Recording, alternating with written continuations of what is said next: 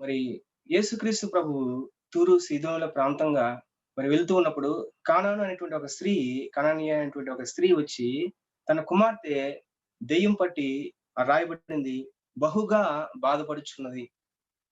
దెయ్యం చేత ఆ యొక్క కుమార్తె బహుగా బాధపడుచున్నదని ఆ యొక్క తల్లి వచ్చి యేసు ప్రభు దగ్గరికొచ్చి కేకలు వేస్తా ఉన్నది.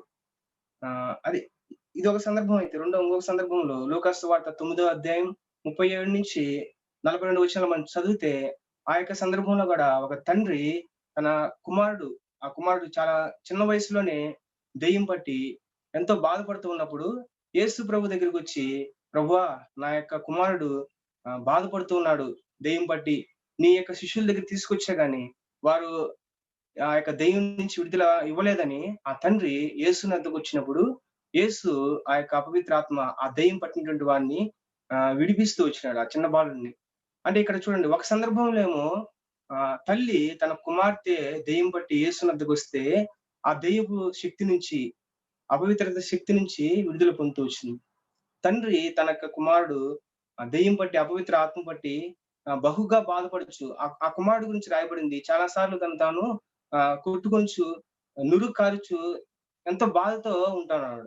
అలాంటి మరి స్థితిలో ఉన్నటువంటి ఆ బాలుడి విషయమై తన తండ్రి యేసు వద్దకొచ్చినప్పుడు, యేసు ప్రభు యొక్క మాటలో మరి ఆయన ఆ క్షణంలో ఆ యొక్క అపవిత్రాత్మను గద్దించినప్పుడు, ఆ అపవిత్రాత్మ దూరంగా పోతూ వచ్చింది. అదే విధంగా మార్కు సువార్త 5వ అధ్యాయం 1 వచనం నుంచి 13 వచనాలు మనం చూస్తే, అక్కడ గూడా సేన అనేటువంటి సమూహంతో చూడండి ఆ వచనం గూడా. మార్కు సువార్త 5వ అధ్యాయం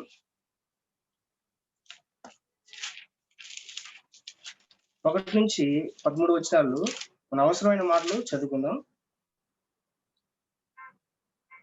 2వ వచనంలో, ఆయన ధోని దిగగానే అపవిత్రాత్మ పట్టిన వాడొకడు సమాధుల్లో నుండి వచ్చి ఆయనకెదురు పడెను. వాడు సమాధులలో వాసం చేసేవాడు. సంకెళ్లతోనైనను ఎవడును వాణ్ణి బంధింపలేకపోయెను. పలుమార్లు వాని కాళ్ళకును చేతులకును సంకెళ్ళు వేసి బంధించినను వాడు ఆ చేతి సంకెళ్ళని తెంపి కాలి సంకెళ్ళు తునీలుగా చేసెను గనుక ఎవడును వానిని సాధుపరచలేకపోయెను. ఇక్కడ కూడా ఒక వ్యక్తి ఉన్నాడు. సేన అంటే అనేక అపవిత్రాత్మలు దెయ్యం పట్టి ఊరికి బయట సమాధిలో నివాసం చేసేటువంటి ఆ యొక్క చోట ఈ యొక్క వ్యక్తి తను తాను గాయపరుచుకుంటా ఉన్నాడు. సంకెళ్ళు దానికి కట్టినా గాని వాటిని తుత్తునీలుగా చేస్తూ ఉంటున్నాడు. చూడండి. అంటే బైబిల్‌లో ఈ యొక్క దెయ్యము, అపవిత్రాత్మ, దురాత్మ అనేటువంటి ఈ పేరు అనేక సార్లు మనకు కనబడతా ఉంటది. అయితే ఎవరు ఈ దెయ్యము, దురాత్మ, అపవిత్రాత్మ అంటే, మరి దేవుని యొక్క సమ్ముఖంలో సాతాను వాడి యొక్క దూతల్ని బైబిల్ గ్రంథంలో దురాత్మ, అపవిత్రాత్మ, దెయ్యంగా రాస్తూ వచ్చినారు. ఈ సాతాన్ని, ఈ యొక్క దురాత్మను గూడా దేవుడే సృజించాడు. అయితే దేవుడు సృజించినటువంటి వారు ఎందుకు ఇలా ఒక మనిషిని, ఒక వ్యక్తిని ఎందుకు గాయపరుస్తున్నారు అనంటే, దేవుని యొక్క సమ్ముఖంలో సాతాను యొక్క అనుచరులు వీరందరూ కూడా దేవుణ్ణి ఆరాధించడం కొరకై దేవుడు వారిని సృజించుకున్నాడు. ఇలాంటి సృజించినటువంటి ఈ యొక్క సాతాను వాడి యొక్క దూతలు మరి మనకు తెలుసు సాతాను గురించి 2 వచనాలు హెచ్‌కేల్ గ్రంథంలో, యెషయా గ్రంథంలో రాయబడ్డాయి. ఈ యొక్క సాతాను యొక్క పేరు అపవాదిగా సాతానుగా మార్చబడక మునుపు తేజో నక్షత్రమా అని దేవుని వాక్యంలో రాయబడింది. దేవుని యొక్క సమ్ముఖంలో కొంతమందిని దేవుని యొక్క సన్నిధికి నడిపించి వారిని ఆరాధించాలని దేవుడు సాతానుని సృజించాడు. అయితే ఈ సాతాను ఏమనుకున్నాడంటే తన హృదయంలో మహోన్నతునికి తను తాను సమానునిగా చేసుకోవాలా. ఎవరైతే సృజించారో ఆ దేవాది దేవుడికి మరి సమానంగా తనను చేసుకోవాలని కోరుకోవడం అంత మాత్రమే కాదు గానీ, దేవుడే తనను ఆరాధించాలని ఆలోచన తన మనస్సులో వచ్చినప్పుడు, వెంటనే ఆ క్షణంలోనే, ఆ సెకన్‌లోనే ఈ అపవాదితో ఏకీభవించినటువంటి దూతలందరూ గూడా పడద్రోయబడుతూ వచ్చినారు. ఆ పడద్రోయబడినటువంటి వారే మరి సాతాను వాడి యొక్క దూతలు. బైబిల్ గ్రంథంలో ఆ యొక్క దూతల్నే, సాతాను యొక్క అనుచరుల్నే దెయ్యంగా, దురాత్మగా, అపవిత్రాత్మగా పిలువబడుతుంటున్నారు.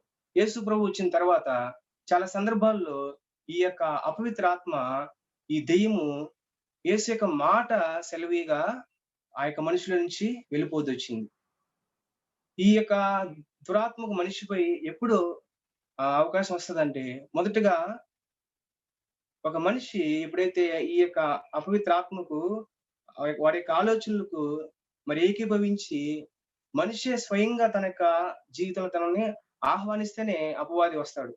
అయితే రక్షించబడినటువంటి మన జీవితాల్లో ఎటువంటి అధికారము ఈ అపవిత్రాత్మకు గాని, సాతానుకు గాని లేదు. ఎందుకంటే యేసు యొక్క రక్తం చేత మనం కడగబడ్డాం. కల్వరి శిలువలో వాడిని యేసుక్రీస్తు ప్రభువు ఓడించాడు. అదే వచనాల్లో మనం చూడొచ్చు. చూడండి, హెబ్రీయులకు రాసినటువంటి పత్రిక 2వ అధ్యాయం.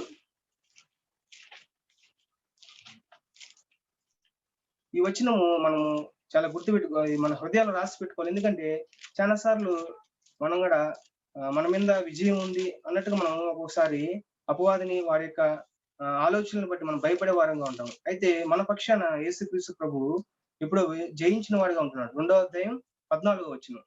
కాబట్టి ఆ పిల్లలు రక్త మాంసములు గలవారైనందున ఆ ప్రకారమే మరణం యొక్క బలము గలవారిని, అనగా అపవాదిని మరణము ద్వారా నశింపజేయుటకును, జీవిత కాలమంతయు మరణ భయం చేత దాస్యమునకు లోబడిన వారిని విడిపించుటకును ఆయన కూడా రక్త మాంసములలో పాలువాడాయను. చూడండి, అపవాదిని మరణం ద్వారా నశింపజేయుటకు, అపవాది అంటే ఇక్కడ కింద రాయబడింది సాతాను. సాతాను మరణం ద్వారా నశింపజేయుటకు యేసుక్రీస్తు ప్రభువు కూడా మరణము పొందవలసి వచ్చింది. సాతాన్ని కల్వరి శిలువలో యేసుక్రీస్తు ప్రభువు ఓడించాడు. మరణం యొక్క భయం నుంచి మనలందరిని విడిపించాడు. అందుని బట్టి మనము ప్రభువుని ఈ దినం స్తుతించి ఆరాధించే బద్దులమై ఉంటున్నాం. సాతాను నుంచి, మరణ భయం నుంచి మనల్ని విడిపిస్తూ వచ్చినాడు. కాబట్టి ఇలాంటి దేవుణ్ణి మనం కలిగి ఉన్నాం కాబట్టి మన దేవుణ్ణి స్తుతించి ఆరాధించే బద్దులై ఉంటున్నాం.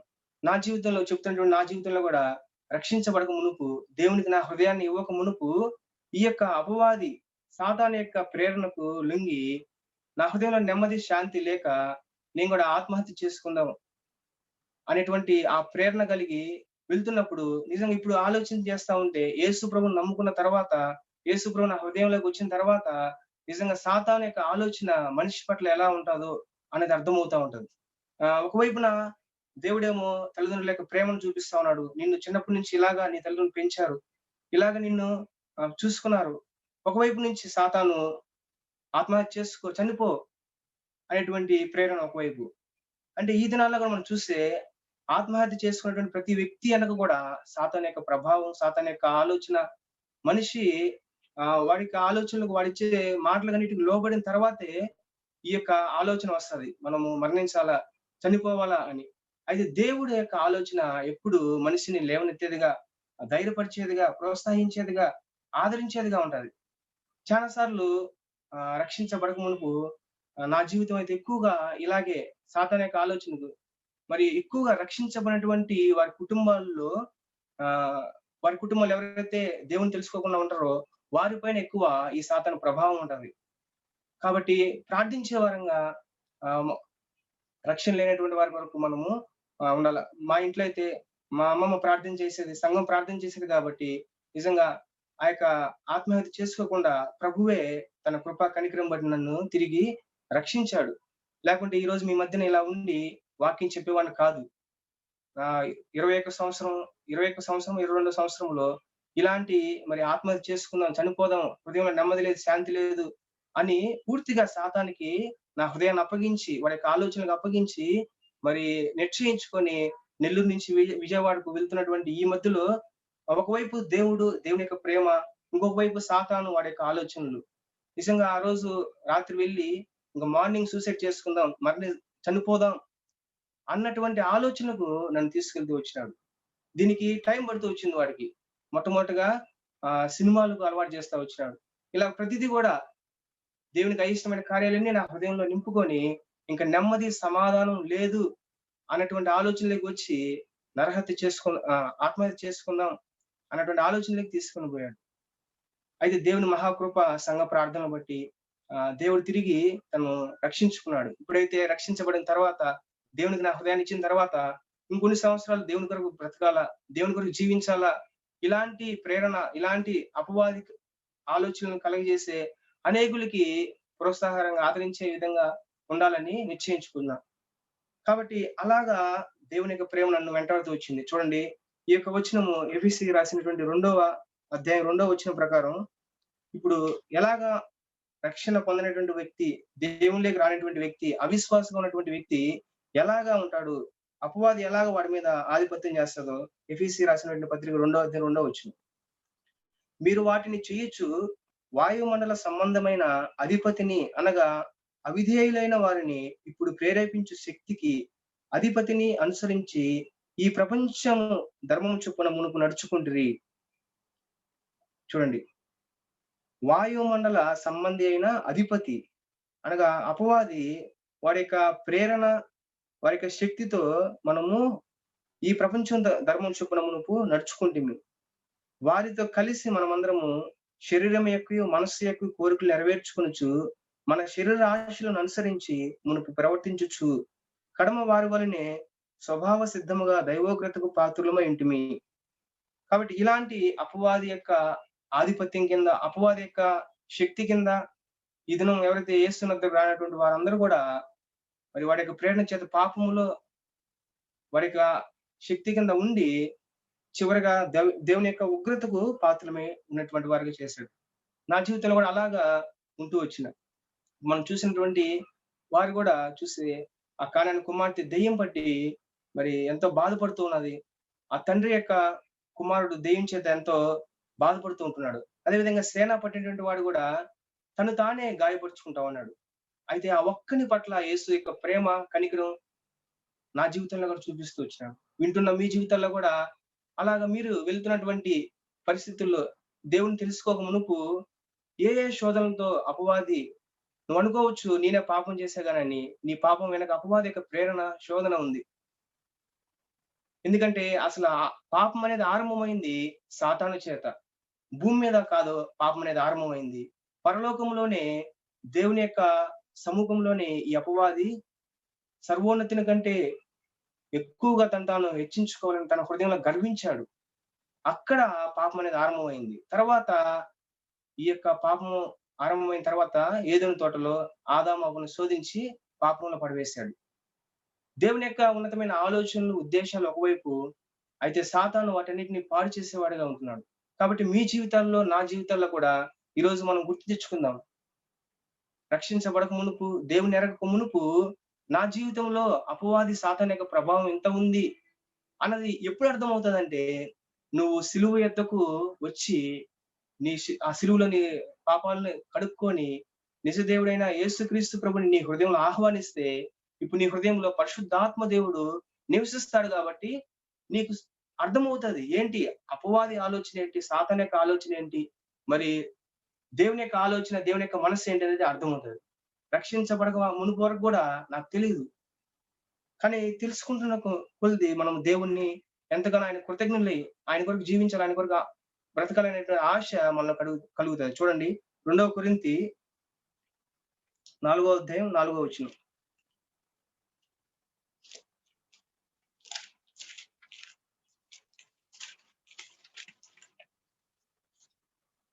2 కొరింథీ 4 అధ్యాయం 4 దేవుని స్వరూపైన క్రీస్తు మహిమను కనపరచు సువార్త ప్రకాశం వారికి ప్రకాశింపకుండా నిమిత్తము ఈ యుగ సంబంధమైన దేవత అవిశ్వాసులైన వారి మనోనేత్రములకు గుడితనం కలగజేసును. కాబట్టి ఈ యుగ సంబంధమైన దేవత అపవాది సాతాను యేసునద్దకు రాకుండా నువ్వు అవిశ్వాసంలో ఉన్నంత కాలం కూడా నీ మనోనేత్రాలు గుడ్డితనం కలగజేసేటువంటి వాడు. ఎప్పుడైతే యేసునద్దకు వస్తావో ఆ వచనంలో నుండి అంధకారంలో నుండి వెలుగు ప్రకాశించును గాక అని పలికిన దేవుడే తన మహిమను గూర్చిన జ్ఞానం యేసుక్రీస్తునందు వెల్లడిపరచుటకు మా హృదయములలో ప్రకాశించును. యేసుని ఎప్పుడైతే నీ సొంత రక్షకుడుగా అంగీకరించి నీ హృదయంలోకి ఆహ్వానిస్తావో, దేవుడైనటువంటి వెలుగు, యేసుక్రీస్తు వెలుగై ఉన్నాడు. ఆ వెలుగు నీ హృదయంలోకి వస్తే ఇప్పుడు చీకటి యొక్క క్రియలు, సాతాను యొక్క క్రియలు, వాడి యొక్క ఆలోచనలు ఈజీగా నువ్వు గుర్తుపట్టగలవు. అందుకే చాలా మంది ఈ దినాల్లో మనం చూస్తే యవనస్తులు గాని చాలా చిన్న కృంగుదలకే ఆత్మహత్య చేసుకుంటాం. చిన్న చిన్న విషయాలకే మరణించిన వారు. కొన్ని వార్తలు వింటే, చూస్తే ఏంటి ఈ చిన్న విషయానికి ఆత్మహత్య చేసుకున్నారా? అయితే ప్రియులారా, వీరి వెనక దురాత్మ, అపవాది శోధన ఉంది. ఎందుకంటే వాడి యొక్క గమ్యం, వాడి యొక్క చివరి గురి ఏందంటే నరకం. ఆ నరకంలోకి అందరిని తీసుకెళ్ళాలి వాడితో పాటు అన్నటువంటి వాడి ఉద్దేశం. వాడికి సమయం కొంచెంగానే ఉంది. వాడికి పరిమితంగానే ఉంది. కాబట్టి ఈ సాతాను యొక్క ప్రభావం ప్రేరణ చేత అనేక మంది మరణిస్తా ఉన్నారు ఆత్మహత్య చేసుకొని. అయితే ప్రభువుకి స్తోత్రం, మనమందరం గూడా రక్షించబడి నిజ దేవుడైన యేసుని తెలుసుకొని మన జీవితాల్లో ఆయన సొంత రక్షకుడిగా అంగీకరించి ఆ వెలుగులోకి ప్రకాశించడం ద్వారా వాడి యొక్క క్రియలు, వాడి యొక్క పనులు మనం తెలుసుకోగలుగుతున్నాం.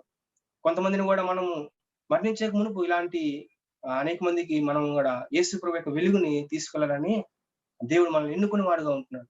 కాబట్టి ఇలాంటి దేవుణ్ణి నేను కలిగి ఉన్నాను అని నీ నోటితో ఈరోజు దేవుణ్ణి ఆరాధించి ఆయన్ని పొగిడి చేద్దామా? చూడండి, కలువరి శిలువలో యేసుక్రీస్తు ప్రభువు చేసినటువంటి త్యాగం మనం చాలా సార్లు అనుకుంటాం గాని, నా పాపముల కొరకు యేసుక్రీస్తు ప్రభు శిలువలో మరణించాడు. అది ఒకవైపు. రెండో వైపు ఈ పాపం మనిషిలోకి రాకమునుపే పరలోకములో సాతాను ద్వారా గర్వం అనేటువంటి పాపం ఆరంభమైంది. ఒకవైపేమో పాపము, ఇంకొక వైపేమో సాతాను. సాతాను యొక్క క్రియ, వాడి యొక్క పతనము శిలువలో మనం చూడగలుగుతాం. ఆది ఆదామును దేవుడు సృజించుకున్న తర్వాత ఈ భూమినంతటిని ఏలమని ఆదాముకు అధికారం ఇస్తే, ఆ యొక్క అధికారాన్ని అపవాది తీసుకునేవాడుగా ఉంటున్నాడు. దేవుడు తినవద్దు అన్నటువంటి ఆ పండును ఎప్పుడైతే ఆదాము, అవ్వ ఇద్దరు తింటూ వచ్చినారో, ఈ భూమి మీద అధికారము అపవాది తీసుకునేవాడుగా ఉంటున్నాడు. అయితే అదే ఆదాము యొక్క స్వభావంలో నుంచి వచ్చిన యేసుక్రీస్తు ప్రభువు ఆ యొక్క తనకి జీవితం అంతటా కూడా పాపము లేకుండా జీవించి కల్వరి శిలువలో మరణించడం ద్వారా నీవు నాకు రక్షణ. యేసుక్రీస్తు ప్రభువు ఆ కల్వరి శిలువలో మరి తను మరణించడం ద్వారా అపవాదికి ఓటమి, వాడికి ఇవ్వబడినటువంటి ఆ అధికారం అంతటిని కూడా యేసుక్రీస్తు ప్రభువు తీసుకున్నాడు. కాబట్టి యేసులో, క్రీస్తులో ఉన్నటువంటి నీవు నేను కూడా సాతానును ఓడించుటకు, సాతాను మీద జయించుటకు మనకు అధికారం ఇవ్వబడుతూ వచ్చింది. కాబట్టి ఈ సత్యాన్ని తెలియక సాతాను మన హృదయాల్లో ఎక్కువగా దేవుని యొక్క వాక్యం తెలుసుకోకుండా మనల్ని చూసేవాడుగా ఉంటాడు. ఒక భక్తుడు పాట ఈ విధంగా రాశాడు.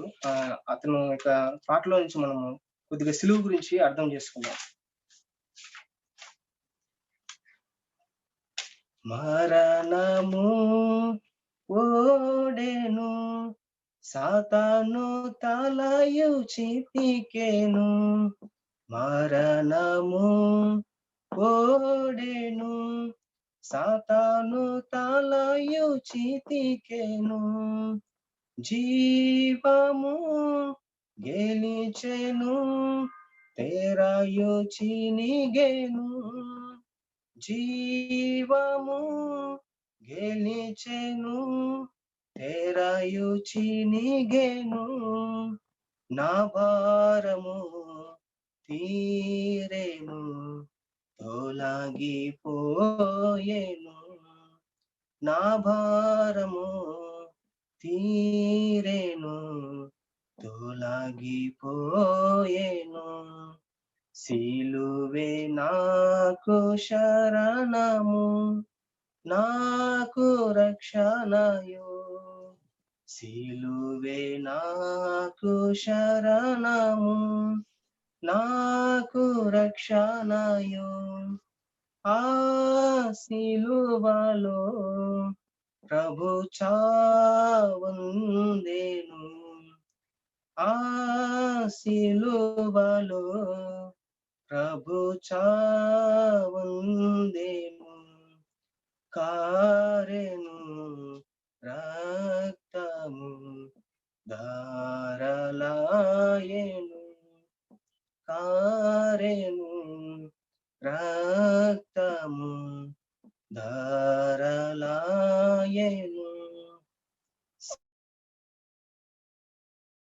శరణము, నాకు రక్షణయు. కాబట్టి సిలువలో యేసుక్రీస్తు ప్రభువు చేసినటువంటి ఆ కార్యాన్ని నీవు నేను ఆలోచన చేస్తే, ఒంటరిగా వెళ్ళి నీ యొక్క గదిలో కూర్చొని ఆ సిలువలో ప్రభు యొక్క కార్యాన్ని చేస్తే, పాపం విషయంలోనే కాదు గాని నిన్ను నన్ను భయపడిస్తూ ఉన్నటువంటి విశ్వాసుల మీద మరి గర్జించు సింహం వలె తిరుగును అని దేవుని వాక్యం రాయబడింది. ఆ అపవాది మీద కూడా యేసుక్రీస్తు ప్రభువు గెలిచిన వాడుగా, జయించిన వాడుగా ఉంటున్నాడు. అంత మాత్రమే కాదు గాని యేసు ప్రభు జయించుట కాదు గాని, ఇప్పుడు నీకు నాకు సంఘంగా దేవుని యొక్క బిడ్డలకి ఆయన యొక్క రక్తం చేత విమోచించబడినటువంటి నీకు నాకు గూడా అధికారాన్ని, సాతాను మీద అధికారాన్ని, ఆధిపత్యాన్ని మనకిచ్చాడు. కానీ ఇదంతా కూడా అపవాది తెలుసుకోకుండా మన హృదయాల్లో అవిశ్వాసం ద్వారా మనము వాడి యొక్క క్రియల్ని, వాడి యొక్క పనుల్ని ఎరక్క చాలా సార్లు భయపడే వాడంగా ఉంటాం. దేవుని శక్తి కన్నా కూడా సాతాను యొక్క భయంకి ఎక్కువగా భయపడుతూ ఉంటున్నారు విశ్వాసులని ఒక భక్తుడు ఈ విధంగా చెప్పాడు. దేవుని యొక్క భక్తి కన్నా కూడా సాతాను యొక్క భయంకు ఎక్కువగా భయపడతా ఉంటారు.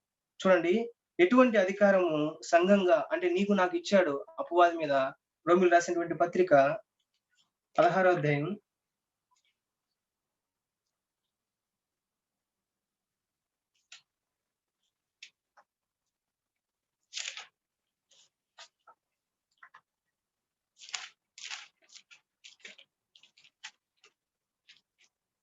16వ అధ్యాయం 20వ వచనం. రోమిలు రాసినటువంటి పత్రిక 16వ అధ్యాయం 20వ వచనం. సమాధానకర్తయగు దేవుడు సాతానును మీ కాళ్ళ క్రింద శీఘ్రముగా చితక త్రొక్కించును. కాబట్టి దేవుని యొక్క ఉన్నతమైన ఆలోచన, ఉద్దేశం ఏంటంటే సంఘంగా నీకు నాకు సాతానుని మన కాళ్ళ కింద శీఘ్రంగా చితక త్రొక్కించును. ఎందుకు అనంటే నేను నా నుంచి మరి మనుషులైనటువంటి వారందరి నుంచి అపవాది ఏ విధంగా వాడుకున్నటువంటి పేర్లు ఏంటంటే బైబిల్‌లో అపవాది అబద్ధమునకు జనకుడు, అబద్ధమునకు తండ్రి వాడే. అనేకులను మోసపుచ్చేటువంటి వాడు. అనేకుల్ని వెలుగు దూత వలె మోసం చేసి మరి సంఘాల్లో ఈ దినం చూస్తే మనం ఎంతగా సంఘాలు దేవుని నామాన్ని అవమానపరుస్తూ ఉంటున్నాయి. ఎంతగా దేవుని యొక్క కార్యాలకి అడ్డుగా సాతాను దేవుని ప్రజల్ని చేశాడు. ఎవరి దగ్గరైనా సువార్త చెప్పాలంటే మొట్టమొదట వెళ్ళి మీ సంఘంలో ఉన్నటువంటి ఆ యొక్క గొడవల్ని, మీ సంఘంలో ఉన్నటువంటి ఆ యొక్క అపవిత్రతను ముందు చూసుకున్నటువంటి లోకస్తులు చెప్పేవారుగా ఉంటున్నాడు. ఎందుకంటే సాతాను వెలుగు దూతగా, మరి మోసపుచ్చేవాడుగా, అబద్ధికుడుగా వాడికి ఆ పేర్లు కూడా బైబిల్ గ్రంథంలో అలాగూ రాయబడ్డాయి. కాబట్టి ఇలాంటి పరిస్థితుల్లో రక్షించబడ్డ మనం చూస్తూ వచ్చినాం. ఎలాంటి స్థితిలో నుంచి దేవుడు మనం రక్షించుకున్నాడు. రక్షించబడినటువంటి మనము ఎలా ఉండాలని పేతురు రాస్తూ ఉంటున్నాడు చూడండి. పేతురు రాసినటువంటి పత్రిక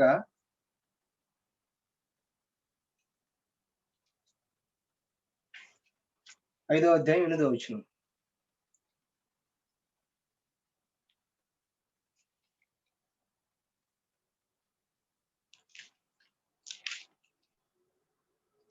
నిబ్బరమైన బుద్ధి గలవారమై మెలకువగా ఉండుడి. మీ విరోధి అయిన అపవాది గర్జించు సింహం వలె ఎవరిని మృంగుదునా అని వెదుకుచు తిరుగుచున్నాడు. కాబట్టి దేవుని వాక్యము సాతాను ఓడించబడ్డాడు. వాడి శక్తులన్నీ యేసుక్రీస్తు ప్రభు తీసుకున్నాడు. మరణం యొక్క భయం లేకుండా మనకు విశ్వాసమైన మనకు చేశాడు. కాబట్టి ఇలాంటి మరి దేవుణ్ణి మనం కలిగి ఉన్నాం అనేటువంటి ధైర్యం కలిగి మనం ఎలా జీవించాలని దేవుని వాక్యం చెప్తూ ఉందంటే, నిబ్బరమైన బుద్ధి గలవారై మెలకువగా ఉండండి. ఎందుకంటే అపవాది ఓడించబడ్డాడు గాని వాడికి ఇంకా పూర్తిగా నాశనం అనేది లేదు. ఇంకా చేయలేదు దేవుడు. టైం ఉంది. దానికి ఇంకా కొంతకాలం ఉంది. ఆ కొంతకాలం వరకు సంఘంగా నిన్ను నన్ను సిద్ధపరుస్తూ ఉంటున్నాడు. కాబట్టి నిబ్బరం కలిగి మనము మెలకువగా ఉండి, వాడు గర్జించు సింహం అంటే వాడు భయపెట్టగలడు అంతే. మనిషి మీద ఎటువంటి అధికారము రక్షించబడినటువంటి మన జీవితాల్లో అసలు వాడు పూర్తిగా అధికారమే లేదు. మనమే వాడిని జయించే వరంగా వాడి మీద జయించే వరంగా ఉంటామని దేవుని వాక్యం సెలవిస్తా ఉంది. ఎలాగ తెలుస్తదంటే మన యొక్క శత్రువు అపవాది మన ఆత్మను వాడు నిత్య నరకానికి తీసుకెళ్లాలా అనే విశ్వాసం మీద ఉన్నటువంటి వాడి యొక్క గురి ఎలాగ మనకు తెలుస్తదంటే వాడి యొక్క లక్షణాలు, వాడి యొక్క శోధించే సమయాలు మనం కనుక్కుంటే మనం జయించే వారంగా ఉంటాం. చూడండి, ఒక సైన్యంలో ఉన్నటువంటి ఒక యుద్ధంలో ఒక దేశము ఇతర శత్రువుని జయించాలంటే శత్రువు గురించినటువంటి కొన్ని బలహీనతలు తెలుసుకుంటే యుద్ధంలో జయించడానికి చాలా సులువు అవుతుంది. అదే విధంగా పరీక్షలో స్టూడెంట్స్ కి ఏదైతే ఎగ్జామ్ రాస్తున్నారో ఆ క్వశ్చన్స్ ముందుగానే తను నేర్చుకుంటే, జవాబులను నేర్చుకుంటే ఆ పరీక్ష రాసేదానికి చాలా ఈజీగా ఉంటది. అదే విధంగా మన ఆత్మీయ జీవితంలో మన ఆత్మకు శత్రువైనటువంటి అపవాది వాడికి కుయుక్తులు మనం తెలుసుకుంటే మన ఆత్మీయ జీవితంలో మనము వాడి మీద జయం పొందే వారంగా, వాడు తీసుకొచ్చేటువంటి ప్రతి ఆలోచన జయించే వరంగా ఉంటాం. చూడండి, వాడి యొక్క లక్షణాలు కొన్ని, వాడి యొక్క గుర్తులు మీకు చెప్తాను, శ్రద్ధగా వినండి.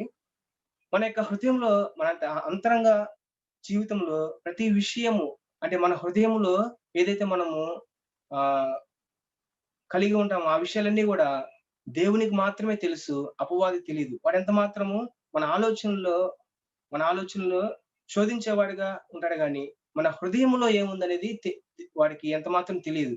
అది మొదటి రాజులు 8 అధ్యాయం 39, 40 వచనంలో రాయబడింది.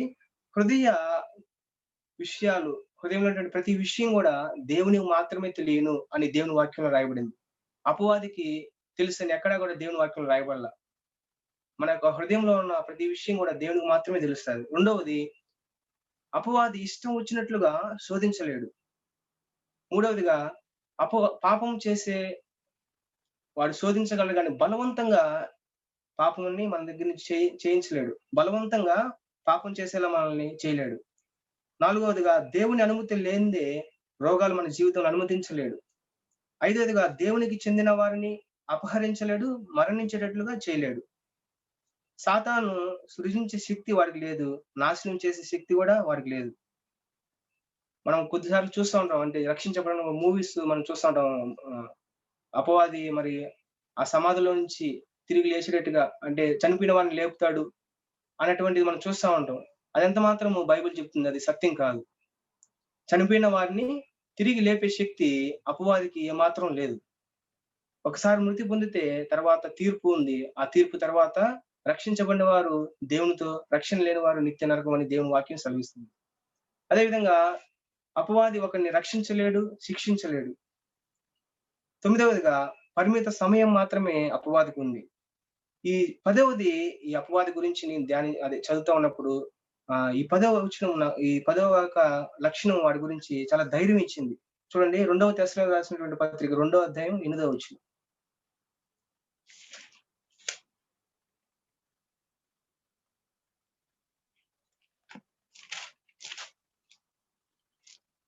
అపవాది యొక్క నాశనం ఎలా ఉందో ఇక్కడ మనం చూస్తాం. 2వ అధ్యాయం 8వ వచనం. నశించుచున్న వారు తాము రక్షింపబడుటకే సత్య విషయమైన ప్రేమను అవలంబింపకపోయిరి గనుక వారి రాక అబద్ధ విషయమై సమస్త బలముతోను నానా విధమైన సూచక్రియతోను క్షమించండి 9వ వచనం 8వ వచనం. అప్పుడు ధర్మ విరోధి బయలుపరచబడును. ప్రభువైన యేసు తన నోటి ఊపిరి చేత వానిని సంహరించి తన అగమనం ప్రకాశం చేత నాశనం చేయును. చూడండి. సాతాను యొక్క నాశనం ఎలా ఉందంటే, యేసుక్రీస్తు ప్రభు యొక్క ఊపిరి చేత వాడిని నాశనం చేయబోచున్నాడు. ఇలాంటి వాడిగా మనం భయపడుతుంది. చాలా సార్లు వాడి యొక్క భయాలు, వాడి యొక్క శోధనలు, వాడి యొక్క ఆలోచనలు మనం భయపడతా ఉంటాం గానీ, మన ప్రభువైన యేసు యొక్క నోటి ఊపిరి చేత వాడిని నాశనం చేయబోతున్నాడు. కాబట్టి ఓడించబడ్డాడు కల్వరి శిలువలో అని మనం వింటున్నాం. వాడి యొక్క నాశనం యేసుక్రీస్తు ప్రభు యొక్క ఊపిరి చేత వాడిని నాశనం చేయబోతున్నాడని వింటున్నాం. అంత మాత్రం కాదు వాడి యొక్క సమయం కొద్దిగానే ఉంది. వాడు కాబట్టి గర్జించే సింహం వలె నీ మీదకొచ్చి కొన్ని ఆలోచనలు, కొన్ని పరిస్థితులు, కొన్ని అనారోగ్య పరిస్థితులు వచ్చి నిన్ను శోధించవచ్చు కానీ వాడి యొక్క అంతం ఎలా ఉంది. కొన్నిసార్లు మనం అపవాదితో మన నోటితో కూడా మనం మాట్లాడాలంట. అంటే భయపడి మనం నమ్మినటువంటి యేసుక్రీస్తు ప్రభువుని మనం కించపరచకూడదు. చాలా సార్లు మన యొక్క పరిస్థితుల్లో కొన్నిసార్లు మనం భయపడుతూ ఉంటాం. అయితే దేవుని వాక్యము అలా చెప్పట్లే గాని, అపవాదిని ఎదిరించండి అని దేవుని వాక్యం చెప్తుంది.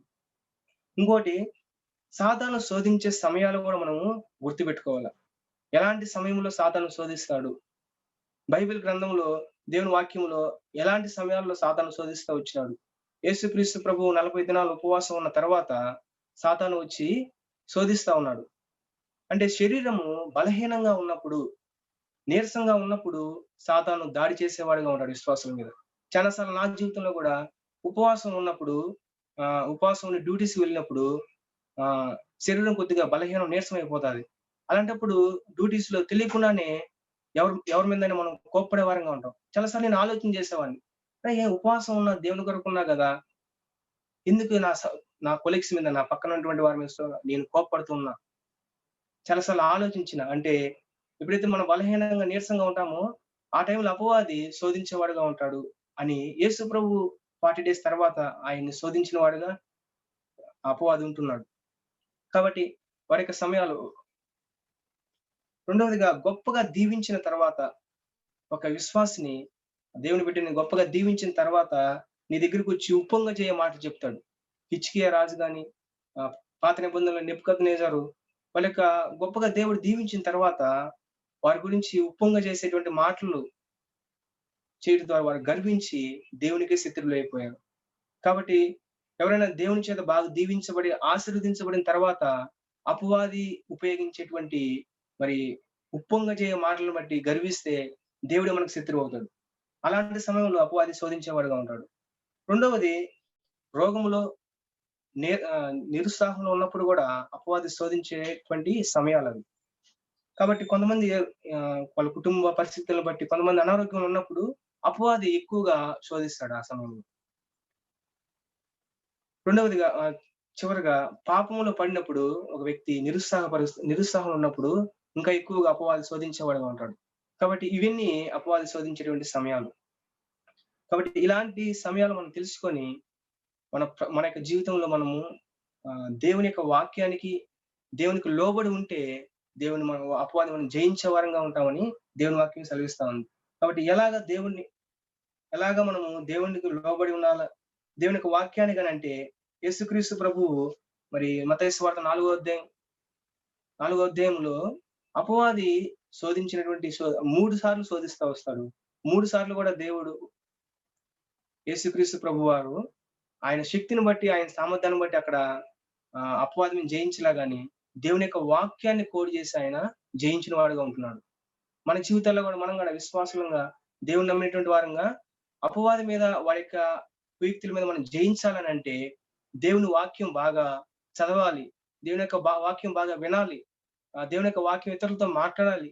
కాబట్టి దేవుని యొక్క వాక్యము ఆహ్, చూడండి ఏ విధంగా యేసుక్రీస్తు ప్రభువు కోట్ చేస్తా వచ్చినాడు. 4వ అధ్యాయం మత్తయి సువార్త 4వ అధ్యాయం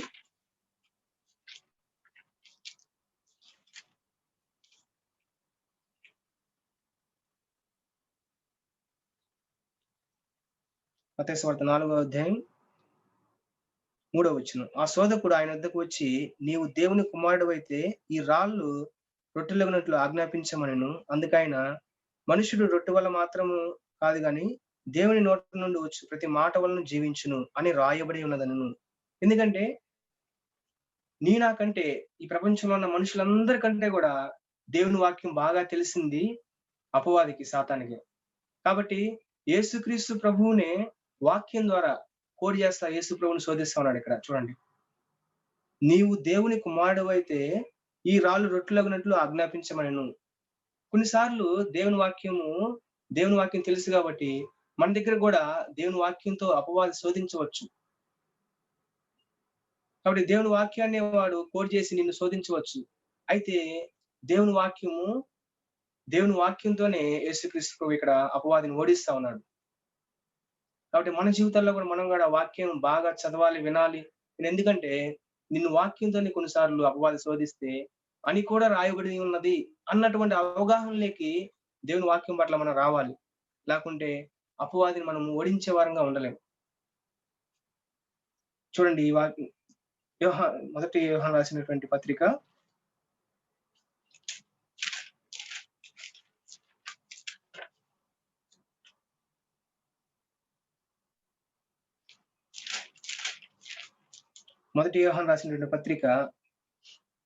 2వ అధ్యాయం 14వ వచనం.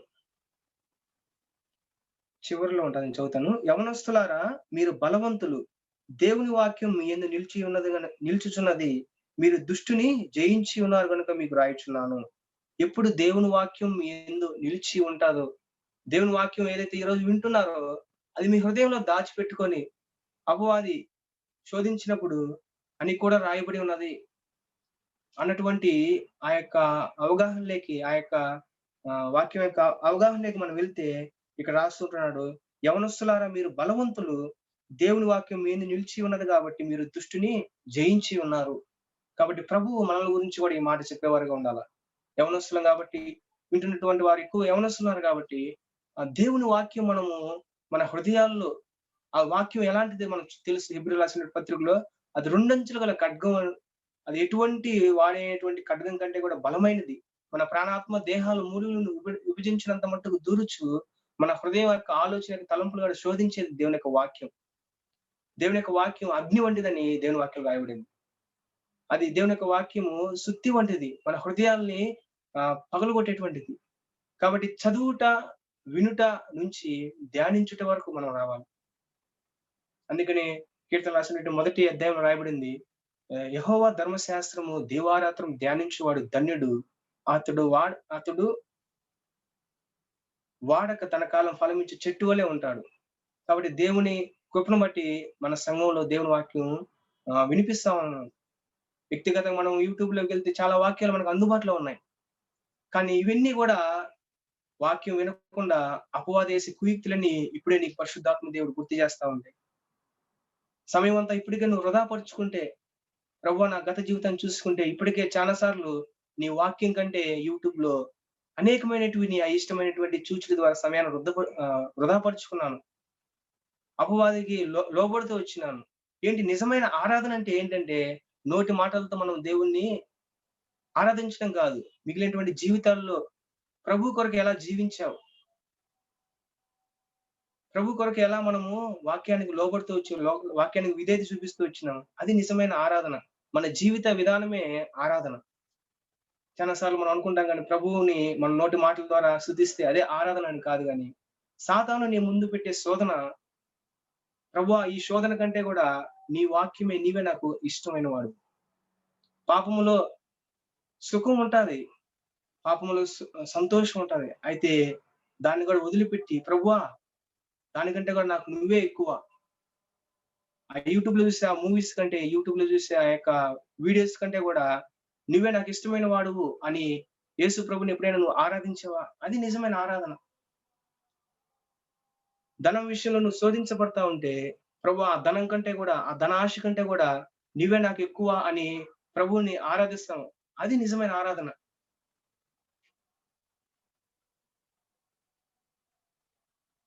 కాబట్టి దేవుని యొక్క వాక్యం నీకు ఇంతవరకు ఏదైతే బయలుపరచబడుతూ వచ్చిందో, దానికంతటిని కూడా విధేయత చూపించే కొలది సాతాన్ని మనము కాళ్ళ కింద చితక తొక్కేవారంగా ఉన్నాం. ఊరికే మనం దేవుని వాక్యము చదివి మన హృదయాలు పెట్టుకుంటే కాదు గానీ, ప్రతి దగ్గర కూడా మీరు గమనించండి. దేవుని వాక్యం వినాలా, అంగీకరించాలా, మూడవదిగా గైకొనాలా.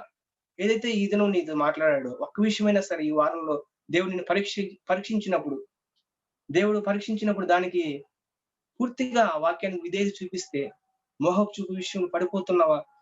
ఆ విషయంలో ప్రభువు ఈ వారం నిన్ను పరీక్షించినప్పుడు, ప్రభువుకు నువ్వు ఆరాధించుట ఎట్లా ఉంది? కోపం విషయంలో మనం పడిపోతూ ఉంటే, ఆ కోపం విషయంలో ప్రభువు మీద ఆధారపడి ప్రభువు ఆ వాక్యానికి విధేయత చూపించాలా. అది నా బలహీనత కాదు, అది పాపమని గుర్తించి, ప్రభువుకు మనము సమర్పించుకోవడం, దానికి విధేయత చూపించడం నిజమైన ఆరాధన. కాబట్టి ఇలాగా మన జీవితం ద్వారా ప్రభువుని ఆరాధించే వారంగా ఉండాలని దేవుడు కోరుతున్నాడు. ఇలా ఆరాధించే ఆరాధికుల్లో అపవాది ముట్టేవాడిగా ఉండలేడు. ఎందుకంటే దేవుని వాక్యం నీలో ఉంది. దేవుని వాక్యం నువ్వు విధేయత చూపిస్తా ఉన్నావు. ఇంక ఎలా నిన్ను దుష్టుడు మరి ఓడించగలడు? నీ జీవితం నీ యొక్క దగ్గరికి రావాలంటేనే వాడు భయపడేవాడుగా ఉంటాడు. అయితే ప్రభువు ఆహ్, అనుమతించినటువంటి ప్రతి పరీక్షలో గూడా మనము ప్రభువుకు లోబడే వారంగా ఉంటే జయించే వారంగా ఉంటాం. మొట్టమొదటి దేవుని వాక్యం ద్వారా మనం సాతాన్ని జయించే వారంగా ఉంటాం. రెండవదిగా దేవునికి లోబడి ఉంటే మన యొక్క మాటలో ఇప్పుడు యేసు ప్రభు మాటలో అపవిత్రాత్మ ఏ విధంగా భయపడి వెళ్ళిపోయిందో, అలాంటి శక్తి సామర్థ్యం దేవుడు నీకు నాకు ఇచ్చేవాడుగా ఉంటాడు. ఎప్పుడంటే దేవునికి మనం లోబడి ఉంటే. చూడండి, యాకోబు రాసిన పత్రిక 4వ అధ్యాయం 7వ వచనం.